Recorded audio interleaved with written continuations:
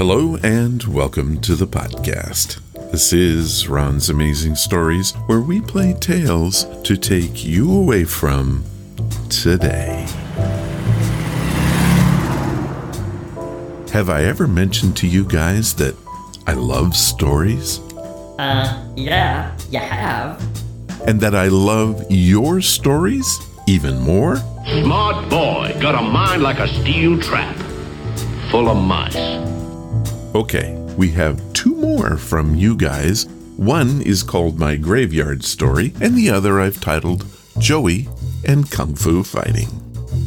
We also have a very old science fiction story from LibriVox.org called The Power and the Glory. Wait, do we have a 5-minute mystery? Of course we do.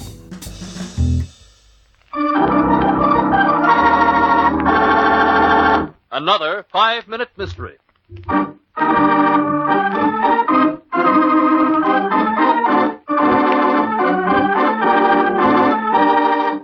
This 5-minute mystery is being brought to you by Superior Acting, which this story sadly lacks.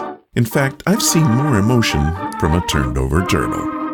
The story is good even if our actors sound like they've done a few too many 5-minute mysteries. Good morning, Sheriff. Morning, Deputy. Ted just called in and said he'd be late. Springfield bus from Cleveland broke down just outside of Cleveland and won't be in till 11 o'clock. Well, I guess you and I can handle what little business we get here in Springville until then. Oh, Sheriff's Office. Speaking. James Coburn shot? Be right there. Sheriff, the bullet entered his right temple just over the eye, passing through the head and made its exit from the back of the neck. I knew this would happen to James. You knew this would happen, Miss Alice? Yes. You see, Sheriff, some man in Cleveland had attempted to blackmail James because of an earlier romance, and James had threatened to turn the blackmailer over to the police. Because of that, his life was threatened. I had him come here to Springville to hide out for a while. Deputy, have any strange men been reported in town the last few days, or have you seen any suspicious characters that might have been trying to locate James Coburn? Oh, haven't heard of a soul, except some bum that must have dropped off a freight. A short, swarthy-looking guy. That sounds just like the Cleveland man. James described him to me one day. Don't recall anyone saying he'd inquired about Coburn. James always seemed like a pretty upright man to me. Oh, James was a very quiet man, Sheriff. He was just unfortunate enough to have been tied up with this affair in his youth. And then this gangster had to try a shakedown on him and ruin all our happiness. We were to be married. We were going to be married tomorrow and go to Cincinnati to live. James had a job offered him there. I'm sorry. This has been a shock to you, then. Yes, it has, Sheriff. James had written me last week. He asked me to come on the 8:30 bus today. Then we were going on to Cincinnati this afternoon. Oh, I was so happy. I packed all my things and left Cleveland on the bus early this morning. I rushed right out here only to find him dead.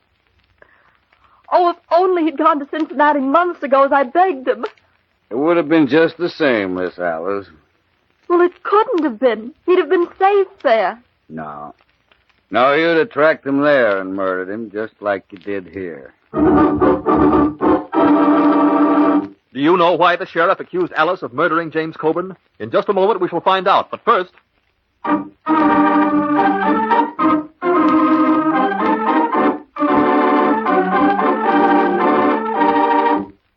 Wow, how underwhelmed they all seemed. I guess they just don't get it. High energy creates high emotions from the listener. By the way, I don't see any reason to suspect the girl, but hey, I'm sure that detective will fill us in and, while doing it, give us some key information that we lacked. And now for the solution to our mystery. Alice, James Coburn was shot by someone facing him as he sat in the chair. Obviously, someone from whom he didn't fear violence, therefore not a man. You were the blackmailer if anyone was, Alice. He probably laughed at your threats today, went back to reading, and you shot him. You said that you arrived this morning at 8:30 on the bus from Cleveland. You couldn't have. That bus broke down, and one of my own deputies is still stranded outside of Cleveland on that bus. Come along.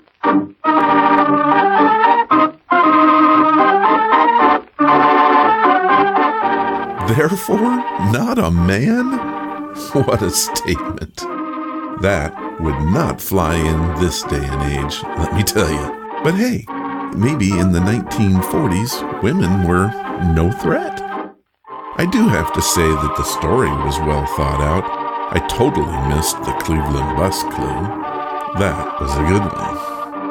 This 5-Minute Mystery was brought to you by Superior Acting.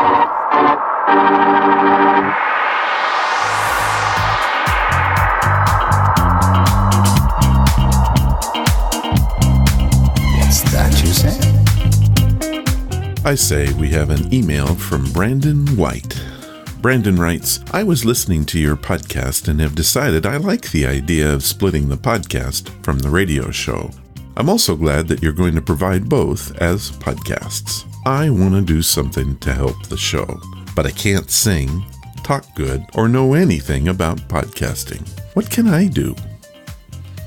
Well, you help the show every time you listen, and I want to thank you for that. If you want to, do take a minute and write a review. That is one of the most powerful tools we have to grow the show. You can do that on just about every service we're on. If you use iTunes or the Apple Podcast Player, they've made the review process very easy. You can just click on the stars, or if you want, click on the stars and leave a comment. Whatever you do helps. Also, tell a friend about the podcast. That may be our most powerful tool. Did you know about the brand new Ron's Amazing Stories Echo skill? To activate the skill on your Echo, simply say, Activate Ron's Amazing Stories. Now, there is a catch to this. For right now, you can only use the skill in the United States. I've been told that that's going to change, so stay tuned. Other countries will follow. I'll keep you posted. Ron's Amazing Stories is also an on-air radio show. We're on every Sunday night at 8 p.m. Pacific. That's 11 p.m. Eastern. Coming soon, the radio show and the podcast will be parting company. In other words, for the most part, they will no longer have the same content. Stay tuned for more information on that and head to amfm247.com. And now, this brand new segment.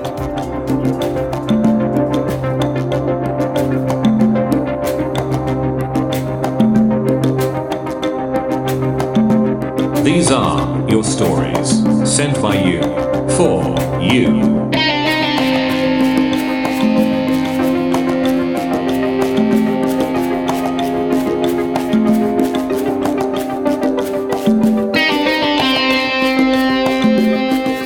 I've been thinking about this a lot. I have mostly included your stories into the What's That You Say segment. While there's nothing wrong with that, I've always thought that the segment should be used for answering emails rather than reading stories. So, I want to introduce These Are Your Stories, a new segment just for your stories. Now, we have 2 submissions this week. The first one comes from Daniel Conti of Raleigh, North Carolina. Daniel sent in his story via Facebook in his own voice. Unfortunately, I was not able to use that recording, so I transcribed it and sent it back to Daniel for his approval. Well, he gave his thumbs up, and here is his story. It was the early 1980s when my story occurred. I was a 10-year-old kid living in outer Washington, D.C. One night, my dog Joey and I snuck downstairs into the basement to watch kung fu movies on late-night TV. Joey and I were well into a show when I felt something odd that compelled me to look upstairs. What I saw, I will never forget, and you will not believe. There was a short, glowing creature looking down at us. He had some sort of apparatus attached to himself and looked very strange. I couldn't believe what I was seeing, and I even asked Joey, "Are you seeing this too?" His response was quick. Joey is a boxer with lightning-quick reflexes. He tore after the thing and chased it around the house. I had no choice but to follow after my dog all the way to the front door. It all ended there, and we were left alone. Joey and I went back down to the couch, where we sat down, totally confused. Neither of us were able to sleep that night. For those of you who are not sure about my story, I say this. I know this happened because my dog saw it too. Daniel. Daniel, that is a truly out there story. As I listened to you tell it on your recording, I could hear in your voice the sincerity of it all. I believe you saw something, and I'm quite sure I want nothing to do with what you saw. Thank you, Daniel, for sending in your story. Our second story comes from our old friend, Tom Williams, in Berlin. He sent us this humorous graveyard tale that should not scare anyone, but should remind us to never judge a book by its accent. Tom recorded the story for us, so here is, in his own words, a story he simply called My Graveyard Story. I went out to my mother-in-law's to clean up her gravesite after the winter. Forgetting the watering can, I looked about to see if there was one loosely lying about. There was no one except a little old lady over at another gravesite, so I decided to walk over and see if she had one, which she didn't. And I asked her, in my best German, "Do you know where I can get a watering can?" She, of course, had learned a little bit of English in school, as many Germans have, decided to respond politely in English. And she pointed in the general direction of the entrance to the cemetery and said, "Go to hell," and smiled and went about her business. I thought, my, this really is a rude person. Did it on a friendly basis, but rather rude. So as I left the graveyard, on the left, just before the main entrance, I saw another tombstone. And behind the tombstone was a watering can. But on the tombstone itself, it said, Mr. Hell. Never make quick judgments of people. Two more great stories for you guys from you guys. I want to thank both Daniel and Tom for sending them in. That was some good stuff. Now, if you want to hear your story read on Ron's Amazing Stories, just do it. All you have to do is go to ronsamazingstories.com, click on the Contact tab, and fill out the form. Now, here's some good news. By Friday this week, I plan to have a brand new story submission system installed. Basically, it's going to make the process of getting your story online much easier. Now, the reason I'm doing this is because in the past I've had some problems with people leaving their full names and, more importantly, their permission for me to even use the story. So I'm hoping this form solves all that. I'm going to have a major link to it at ronsamazingstories.com. Give that a try and send your story in today.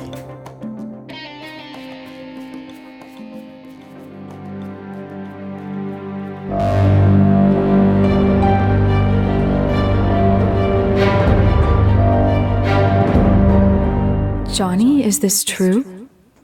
Okay, I like to surf the internet looking for stories and other oddities. I do this in the name of the podcast, but the truth is, it's fun to see what's out there. What you're about to hear is what I call... Johnny, is this true? I will tell you a story and then ask the question, did I make it up or is it true? Let's get started.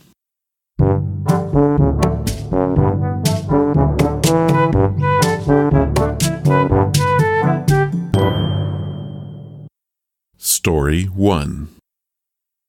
Hilly Sherman was walking her dog in the suburbs of Dallas, Texas in April of 1980. Her plan was to walk around the block and return home. This was a nightly ritual, and she always left at the same time, 7:30 p.m. Dinner was done, the chores complete, and the kids were working on homework. However, on this spring night in April, she did not return. Her husband, Earl, became worried and ran around the block looking for her. He found no signs of his wife or their dog, Brandy. He found no clues at all and called the police. They came and also had no luck finding the missing woman. 24 hours passed, and the local news was alive with the story. Everyone was looking for Hilly. Another 24 hours passed, and at precisely 7:45 p.m., she walked into her house like nothing had happened. Earl was furious and asked her where she had been. Hilly was very confused because, to her, no time had passed. They went to the hospital and found nothing wrong with Hilly or Brandy. To this day, Hilly has no memory of those missing days. Now, is this story true or just a fantasy created in my twisted mind? This is total trash, but I do think it's one of my better creations. I used an online name generator and literally threw a dart at a map of the United States. Gotcha. Story 2. A man living in Japan set up a security camera because he suspected that someone was stealing from his kitchen. He thought it might have been an animal, but when he saw the footage, well, it turned out to be a woman who would emerge every night out of his cupboard, eat his food, and even take a shower. Now, is this story out of the closet or work of a demented mind?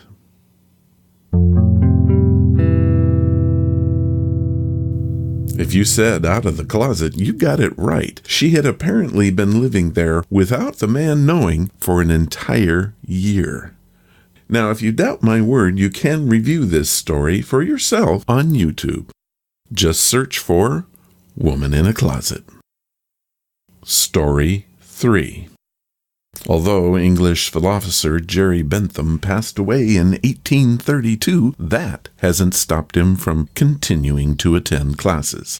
In fact, his body has been sitting in a corridor at the University College of London since 1850. Is this one true?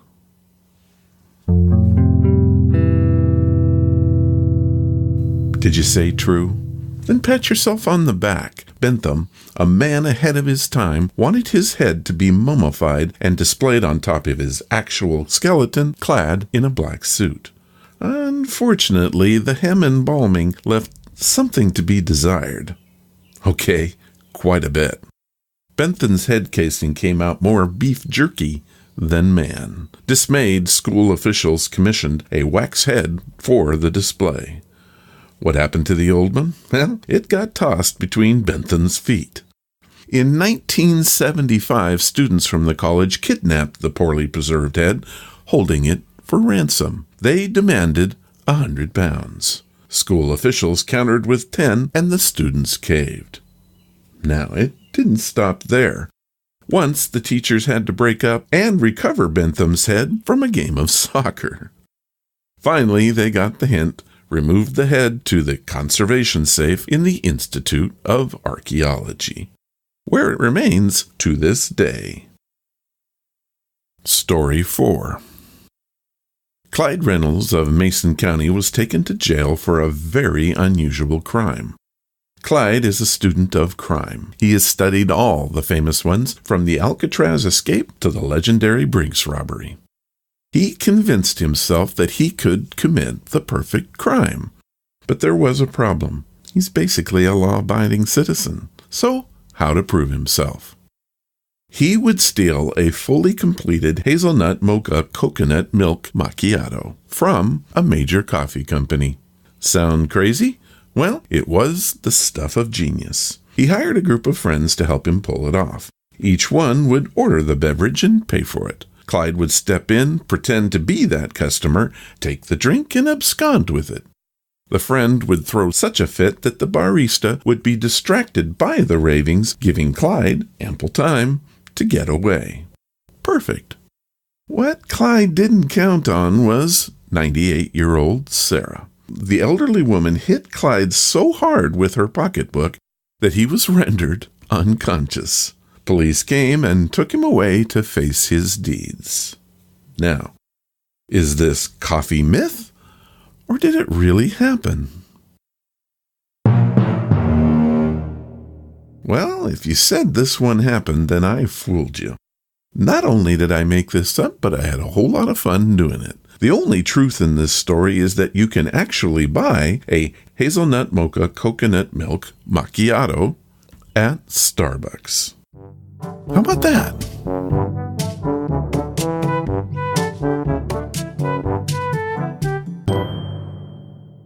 Do you have any strange but true stories you want to share?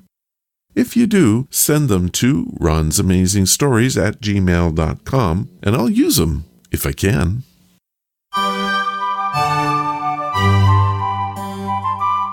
As read by. Amazing stories read by amazing people. This time on As Read By, we have an astounding story that was written for the Pulp mags in 1931 by Charles W. Diffin. Charles was an engineer, airplane salesman, and author who graduated with a degree in analytical chemistry from the University of Buffalo, New York. He was most active with the magazines published by William Clayton and Street and Smith. He was one of the better writers whom Harry Bates encouraged to write for Astounding Stories. Diffin also wrote for other companion pulps like Strange Tales. Our story is quite unique and gives us an idea of just how savvy people were in the 1930s about their future. It is titled The Power and the Glory and is read for us quite well by Robert Dixon. Recording by Robert Dixon. The Power and the Glory by Charles W. Diffin. There were papers on the desk, a litter of papers scrawled over in the careless writing of indifferent students, with the symbols of chemistry and long mathematical computations. The man at the desk pushed them aside to rest his lean, lined face on one thin hand. The other arm, ending at the wrist, was on the desk before him. Students of a great university had long since ceased to speculate about the missing hand. The result of an experiment they knew, a hand that was a mass of lifeless cells, amputated quickly that the living arm might be saved. But that was some several years ago, ancient history to those who came and went through Professor Eddinger's classroom.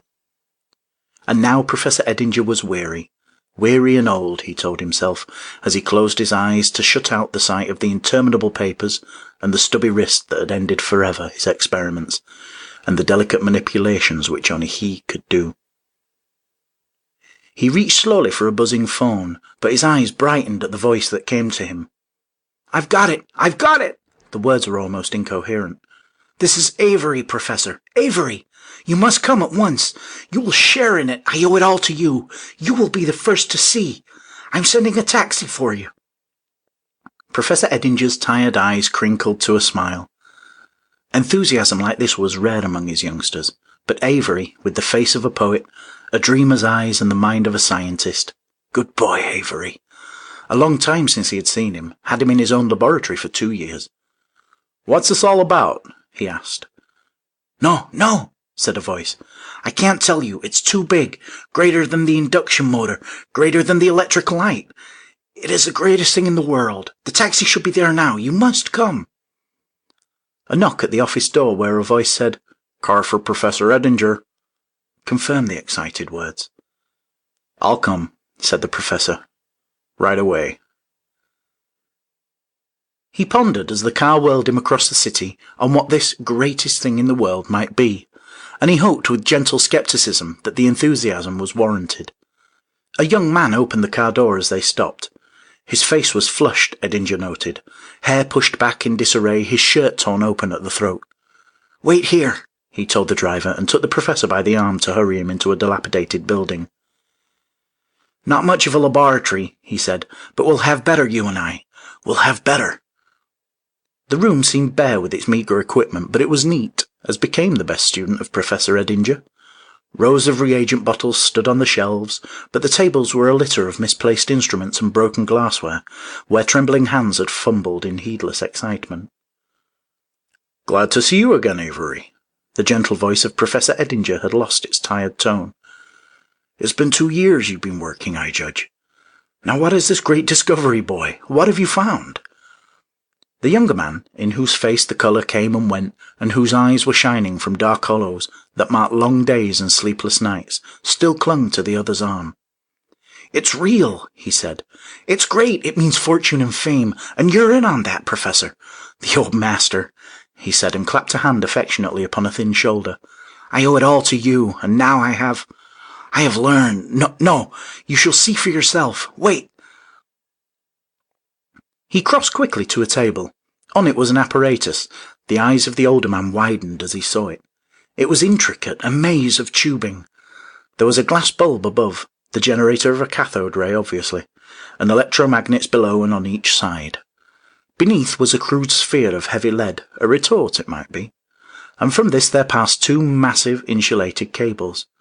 The understanding eyes of the professor followed them, one to a terminal on a great insulating block upon the floor, the other to a similarly protected terminal of carbon some feet above it in the air. The trembling fingers of the young man made some few adjustments, then he left the instrument to take his place by an electric switch. "Stand back," he warned, and closed the switch. There was a gentle hissing from within glass tubes, the faint glow of a blue-green light, and that was all until, with a crash like the ripping crackle of lightning, a white flame arced between the terminals of the heavy cables. It hissed ceaselessly through the air where now the tang of ozone was apparent. The carbon blocks glowed with a brilliant incandescence when the flame ceased with the motion of a hand where Avery pulled a switch. The man's voice was quiet now. "You do not know yet what you have seen, but there is a tremendous potential there, an amperage I can't measure with my limited facilities." He waved a deprecating hand about the ill-furnished laboratory. "But you have seen." His voice trembled and failed at the forming of the words. "The disintegration of the atom," said Professor Edinger quietly, "and the release of power unlimited." "Did you use thorium?" he inquired. The other looked at him in amazement, then, "I should have known you would understand," he said humbly. "And you know what it means." Again his voice rose. "Power without end to do the work of the world. Great vessels driven a lifetime on a mere ounce of matter. A revolution in transportation, in living." He paused. "The liberation of mankind," he added, and his voice was reverent. "This will do the work of the world. It will make a new heaven and a new earth. Oh, I have dreamed dreams," he exclaimed. "I have seen visions, and it has been given to me, to liberate man from the curse of Adam, the sweat of his brow. I can't realize it even yet. I am not worthy." He raised his eyes slowly in the silence to gaze in wondering astonishment at the older man. There was no answering light, no exultation on the lined face, only sadness in the tired eyes that looked at him and through him as if focused upon something in a dim future or past. "Don't you see?" asked the wondering man. "The freedom of men, the liberation of a race. No more poverty, no endless grinding labour." His young eyes, too, were looking into the future, a future of blinding light. "Culture," he said. "Instead of heartbreaking toil, a chance to grow mentally, spiritually. It is another world, a new life." And again he asked, "Surely you see?" "I see," said the other. "I see plainly." "The new world," said Avery. It dazzles me. It rings like music in my ears." "I see no new world," was the slow response. The young face was plainly perplexed. "Don't you believe?" he stammered. "After you have seen, I thought you would have the vision, would help me emancipate the world, save it." His voice failed. "Men have a way of crucifying their saviors," said the tired voice. The inventor was suddenly indignant. "You're blind," he said harshly. It is too big for you. And I would have had you stand beside me in the great work. I shall announce it alone. There will be laboratories, enormous, and factories. My invention will be perfected, simplified, compressed. A generator will be made, thousands of horsepower to do the work of a city. Free thousands of men, made so small you can hold it in one hand. The sensitive face was proudly alight, proud and a trifle arrogant. The exultation of his coming power was strong upon him. Yes, said Professor Edinger, in one hand. And he raised his right arm that he might see where the end of a sleeve was empty. I am sorry, said the inventor abruptly. I didn't mean, but you will excuse me now. There is so much to be done. But the thin figure of Professor Edinger had crossed to the far table to examine the apparatus there. Crude, he said beneath his breath. Crude, but efficient. In the silence, a rat had appeared in the distant corner. The professor nodded as he saw it. The animal stopped as the man's eyes came upon it, then sat squirrel-like on one of the shelves as it ate a crumb of food. Some morsel from a hurried lunch of Avery's, the professor reflected. Poor Avery. Yes, there was much to be done. He spoke as much to himself as to the man who was now beside him. It enters here, he said, and peered downward toward the lead bulb. He placed a finger on the side of the metal. About here, I should think. Have you a drill and a bit of quartz? The inventor's eyes were puzzled, but the assurance of his old instructor claimed obedience. He produced a small drill and a fragment like broken glass. And he started visibly as the one hand worked awkwardly to make a small hole in the side of the lead. But he withdrew his own restraining hand, and he watched in mystified silence while the quartz was fitted to make a tiny window, and the thin figure stooped to sight, as if aiming the opening towards a far corner, where a brown rat sat upright in the earnest munching of a dry crust. The professor drew Avery with him as he retreated noiselessly from the instrument. Will you close the switch? He whispered. The young man hesitated, bewildered at this unexpected demonstration, and the professor himself reached with his one hand for the black lever. Again the arc crashed into life, to hold for a brief instant until Professor Edinger opened the switch.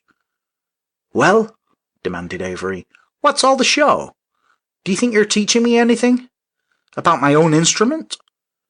There was hurt pride and jealous resentment in his voice. See, said Professor Edinger quietly, and his one thin hand pointed to a far shelf, where in the shadow was a huddle of brown fur and a bit of crust. It fell as they watched, and the plop of the soft body upon the floor sounded loud in the silent room. The law of compensation, said Professor Edinger. Two sides to the medal, darkness and light, good and evil, life and death. The young man was stammering. What do you mean? A death ray evolved? And what of it? He demanded. What of it? What's that got to do with it? A death ray, the other agreed. You have dreamed, Avery. One must in order to create, but it is only a dream. You dreamed of life, a fuller life for the world, but you would have given them, as you have just seen, death.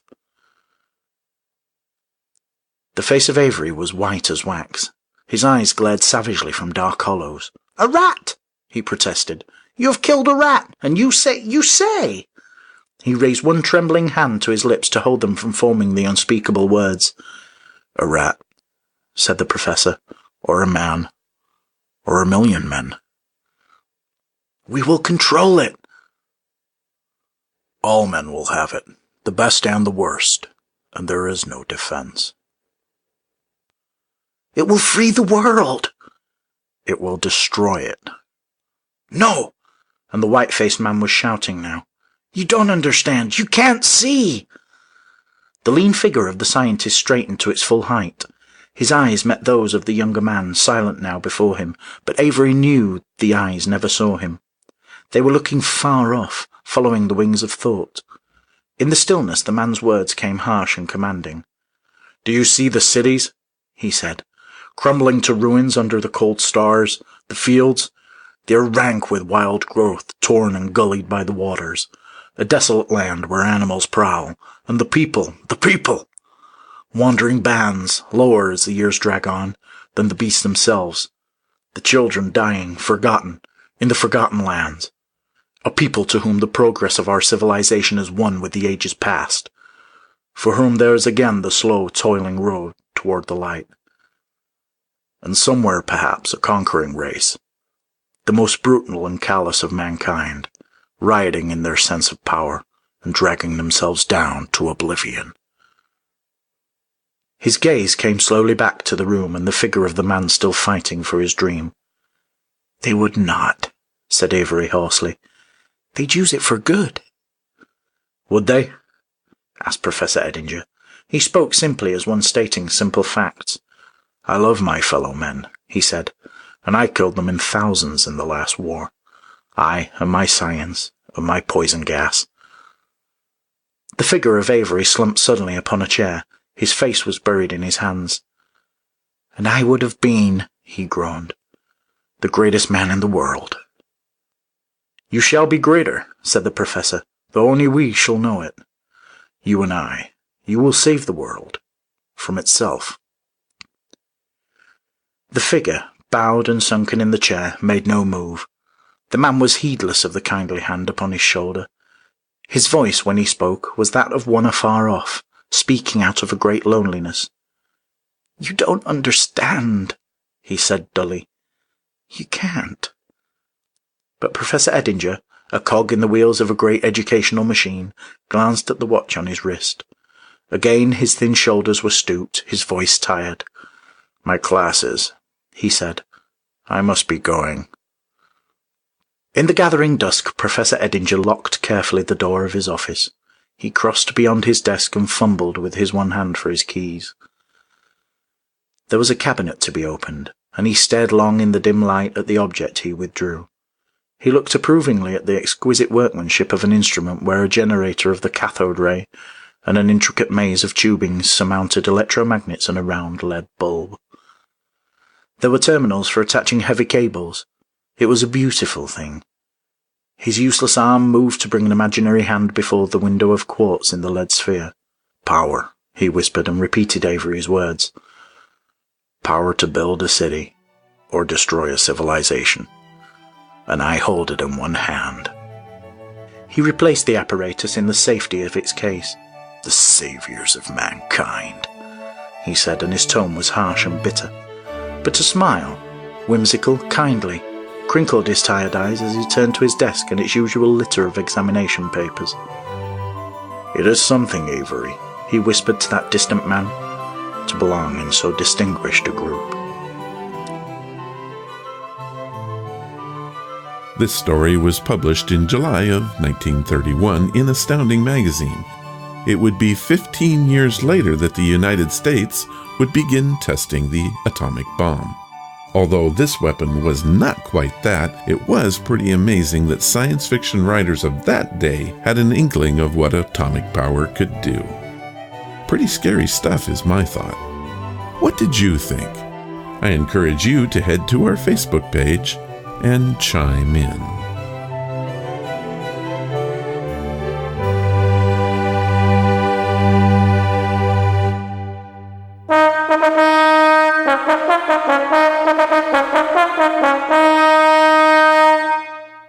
Every once in a while, I like to give credit where credit is due, and publicly thank Mr. Kevin MacLeod.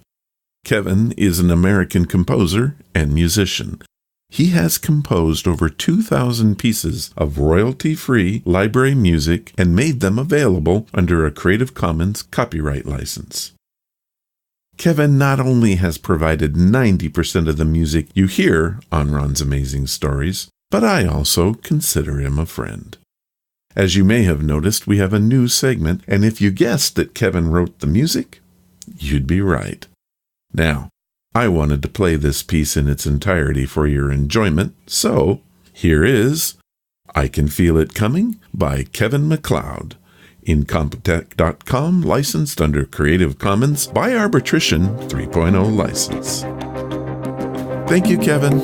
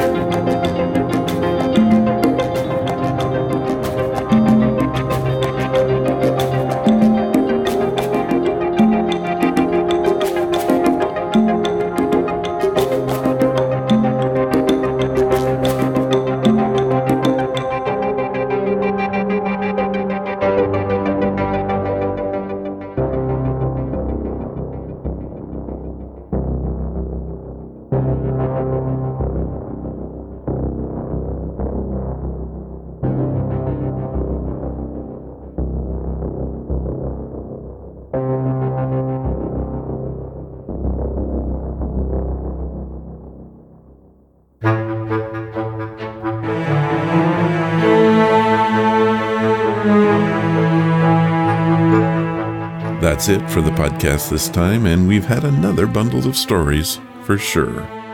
My thanks again to Tom and Daniel for their tales. Coming up next, we'll have an OTR tale that I'm pretty excited about. See you next week. If you want to follow the podcast or the blog, it's easy to do. Just head to ronsamazingstories.com. There, you're going to find all of the links you'll need. We are on Twitter, Facebook, iTunes, TuneIn, Spotify, iHeartRadio, and many other services. Pick one and do leave some feedback about the show. It really does help us to grow. Thank you for listening, and I hope you come again to find out what are Ron's Amazing Stories.